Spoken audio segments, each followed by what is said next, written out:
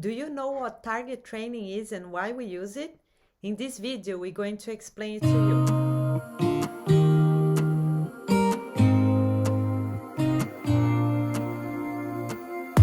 In the following clips, you're going to see Libby training two dogs. The first dog is Snow and he's deaf. So you're going to notice that instead of using a clicker or a marker such as the words yes, Libby claps to mark his right behavior. She'll simply present her hand in front of him for him to touch it and just wait. And as soon as he does it, she'll mark by clapping and follow it by a reward. Dogs will be naturally curious to check why you are presenting your hand in front of their nose, and they will tend to move forwards to investigate. Any movement that they do towards your hand, you need to mark and reward.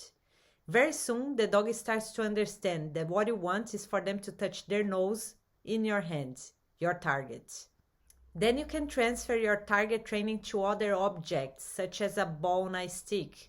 Many zookeepers use that to move large animals around or to do health checks as well, when you build duration with the nose on the target for them to just stay still and be checked. There's so many applications for target training with your dogs. It's so worth it to try. So go ahead and have a go with your dog.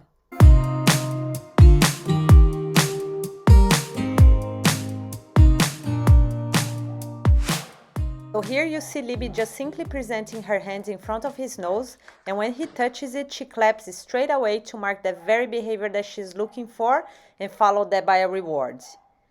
You see that she just brought her hand upwards because this is his sit command and the way he learned to sit, and she also marks when he does so. This time she presents her hand a little bit further from him to see if she can create a little bit of movement, and he does it, which means now he's starting to get the command. Now she presents her other hand and Snow barks because he gets frustrated quite easily. But now it's crucial that she just waits and see if he can problem solve this by himself, and he can.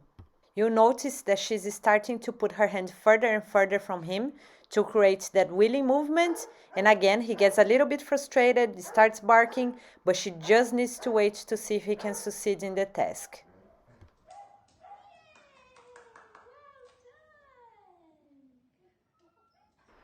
In this clip, you see that she goes back to putting her hand a little bit closer to him.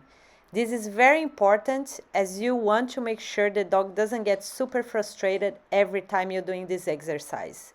So sometimes you can present your hand closer and sometimes further away from the dog. So you start building that distance to create that wheeling movement.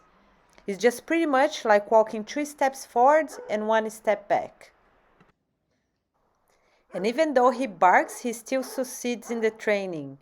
But just remember to finish on a good note. Keep this type of training sessions very short and sweet, especially for little puppies. Here Libby introduces the word touch for the same behavior, but now she's training Stumpy, a little terrier, and she's using a clicker to mark the right behavior instead of clapping. With small dogs, you need to do more bending over, but you can also use a ball on a stick as your target instead. So every time the dog touches the ball on the stick, you mark the behavior and you reward the dog.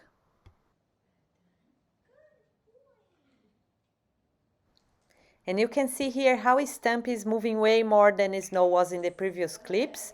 So that is the goal of using target training, to create this wheeling movement.